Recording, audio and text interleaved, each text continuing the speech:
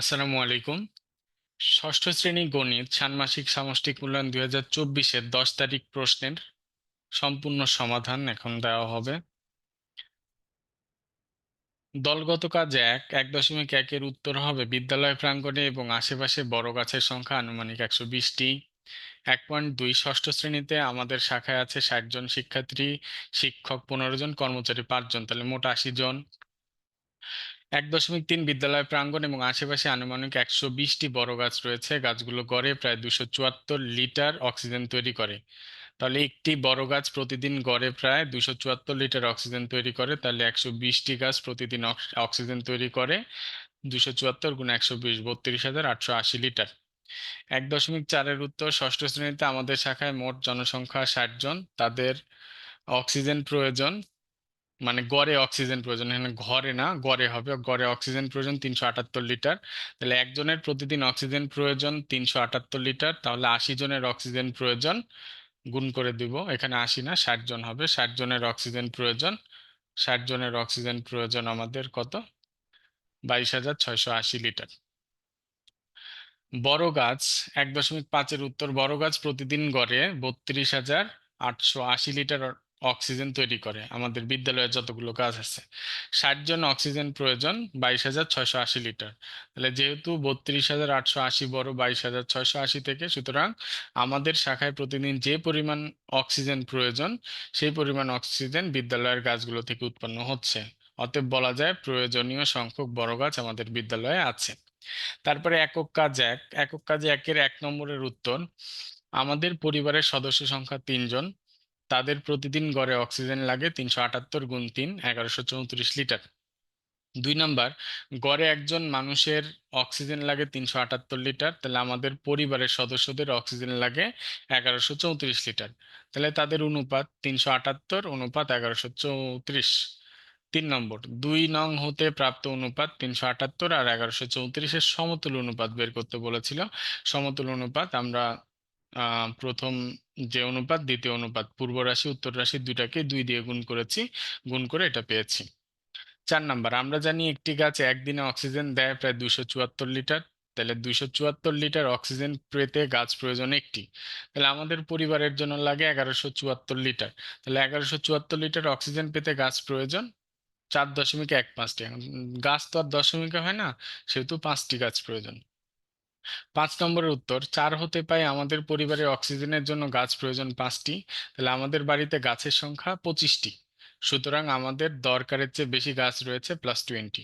এটা চিহ্ন দ্বারা দেখাইতে বলেছিল, তার জন্য। 6 নম্বর, 5 নঙ্গে পেয়েছি +20, তাহলে +20 এর যোগাত্মক বিপরীত সংখ্যা -20। 7 নম্বর, আমাদের পরিবারের জন্য 20টি গাছ বেশি আছে, তা নিচে সংখ্যারেখা ব্যবহার করে দেখানো হলো। তোমরা সংখ্যারেখা স্থাপন করবে, শুধু 20 সংখ্যারেখা আঁকে 20 স্থাপন করবা, তাহলেই হবে। কাজ খ, জোড়ায় কাজ।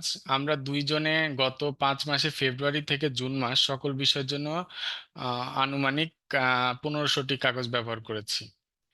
2, এক হতে পারে এক হতে পাই আমরা আনুমানিক 1500টি কাগজ ব্যবহার করেছি। কাগজ কম ব্যবহার করেছি, মানে 1/3 কাগজ যদি কম ব্যবহার করি, তাহলে কম ব্যবহার করেছি কত? 500টি। তাহলে কাগজ ব্যবহার করেছি 1000টি। 3 নম্বরে পাই 2 নং হতে পাই 1500টি কাগজের মধ্যে কাগজের ব্যবহার কমেছে 500টি, সুতরাং শতকরা ব্যবহার কমেছে। শতকরা বের করার নিয়মটা তোমরা দেখবা, শতকরা যেভাবে বের করে। এখানে আমি একটু যদি দেখাতে পারি। ওকে, দেখো আমি একটু দেখাই এটা কিভাবে করবে, একটু দেখাই। এটা করবা কিভাবে, এখানে দেখো কাটাকাটিটা এরকম, 500 নিচে 1500 গুণ 100, আর বাইরে পার্সেন্ট আছে। তাইলে আমার খেয়াল করো, এটা দিয়ে এটাকে কাটলে কত হবে? 3।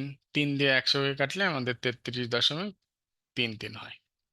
ওকে, আমাদের মধ্যে একজন প্রতি চতুর্থ দিনে একবার এবং অন্যজন প্রতি ষষ্ঠ দিনে একবার পোস্টার পেপার ব্যবহার করি। তাহলে 4 ও 6-এর গসাগুই এর গুণিতক, গসাগুর গুণিতকই হবে একদিনে পোস্টার ব্যবহার করার দিনগুলি, মানে গসাগুর গুণিতক। তাহলে 4 ও 6-এর লসাগু সরি, লসাগুর গুণিতক, তাহলে 4 ও 6 লসাগু 12, 12 এর গুণিতক গুলো হলো 12, 24, 36। সুতরাং তারা এপ্রিল মাসের 12 তারিখ ও 24 তারিখ তারা একই দিনে পোস্টার পেপার ব্যবহার করবে। সুতরাং এপ্রিল মাসে মোট 2বার একই দিনে তারা পোস্টার পেপার ব্যবহার করবে। 5 নম্বর, আমাদের শ্রেণীতে শিক্ষার্থীর সংখ্যা 60 জন।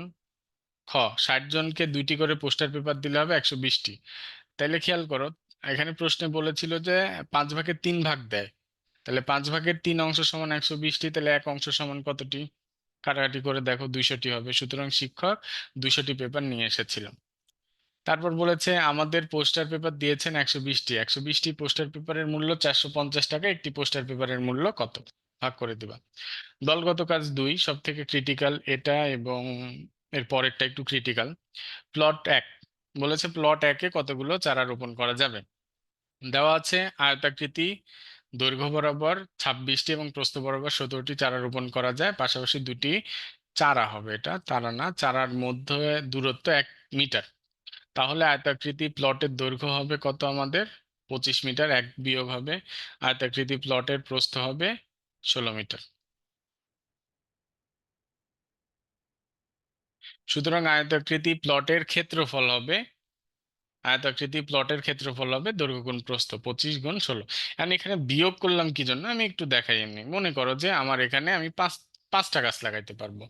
দৈর্ঘ্য বরাবর 5টা, প্রস্থ বরাবর আমি গাছ লাগাইতে পারবো 4টা। এখন খেয়াল করে দেখো, গাছের দূরত্ব 1 মিটার করে। তাহলে 5টা গাছের জন্য 1, 2, 3, 4, দেখো আমার 4 মিটার হলো। 5টা গাছের জন্য আমার কয় মিটার? 1, 1, 1, 1, 4 মিটার। এদিকে আমার দেখো, প্রস্থ বরাবর আমাদের গাছ আছে 4টা, 4টা গাছের জন্য আমার কয় মিটার হলো? দেখো 1, 2, 3, তাহলে 1 করে কম হচ্ছে এভাবে। আবার প্লট 2-এ দেখো দেওয়া আছে বর্গাকৃতির দৈর্ঘ্য এবং প্রস্থ উভয় বরাবর 21টি করে চারা রোপণ করা যায়। তাহলে পাশাপাশি দুটি চারার মধ্যে দূরত্ব 1 মিটার। সুতরাং বর্গাকৃতি প্লটের দৈর্ঘ্য হবে 20 মিটার। তাহলে বর্গাকৃতি বর্গ, যেহেতু দৈর্ঘ্য আর প্রস্থ তো সমান, তাহলে প্লটের ক্ষেত্রফল হবে 20 গুণ 20, 400 বর্গমিটার।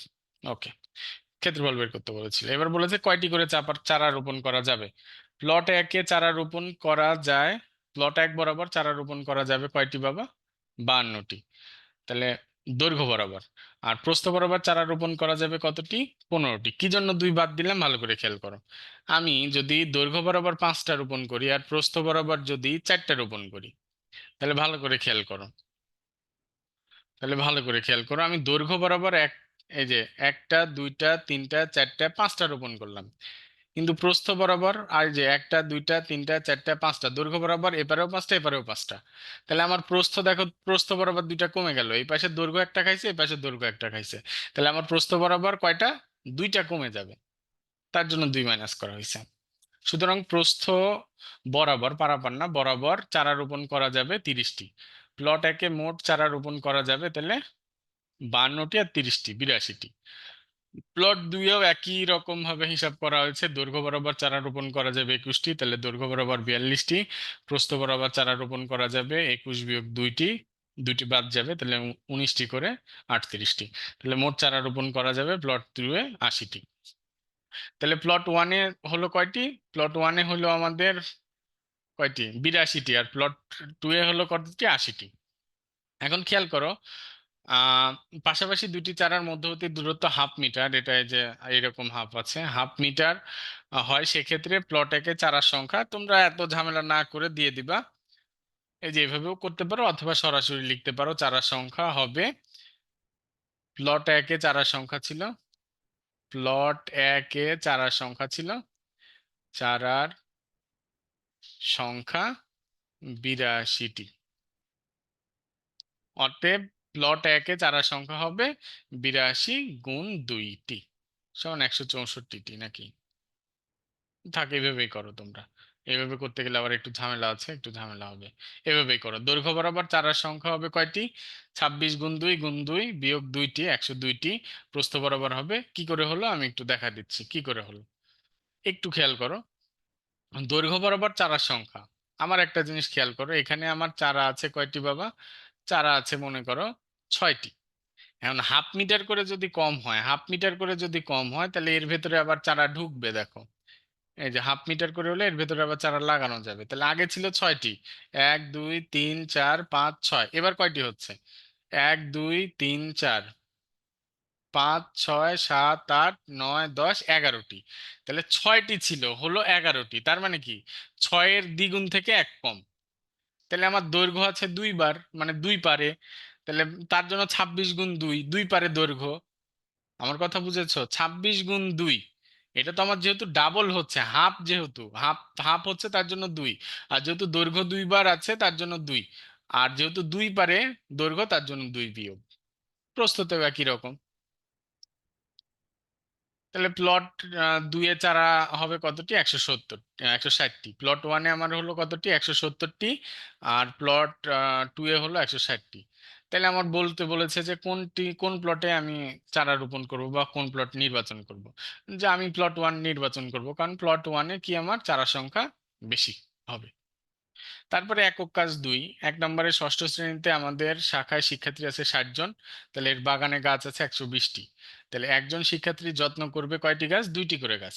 তাহলে প্রতিটি গাছ সপ্তাহে 2 দিন যত্ন করবে। তাহলে মাসে বা 4 সপ্তাহে যত্ন করবে কয়বার? 8 বার।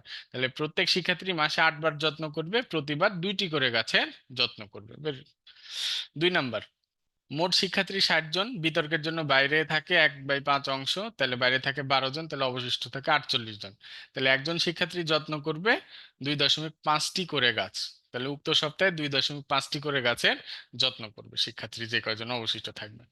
তারপরে 3 নম্বর, 6 জন শিক্ষার্থী করতে পারে 28 দিনে, একটা কাজ করতে পারে 28 দিনে। তাহলে একজন কত দিনে করতে পারে, আর মোট শিক্ষার্থী 60 জন কত দিনে করতে পারে? ঐকিক নিয়মের অঙ্ক সহজ করে দিবা।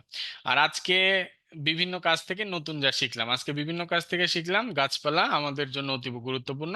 তাই বেশি বেশি গাছ লাগাবো, মানুষের তুলনায় গাছের সংখ্যা বেশি থাকতে হবে। তাছাড়া অক্সিজেনের ঘাটতি দেখা দিবে। সবাইকে ধন্যবাদ, সবাই ভালো থাকবে। আর এগুলো পজ করে করে এগুলো দেখে নিবা, লিখে নিবা। সময় কম থাকার জন্য বোঝানো গেল না, মাফ করবেন। ঠিক আছে, সবাই ভালো থেকো, সুস্থ থেকো, আল্লাহ হাফেজ।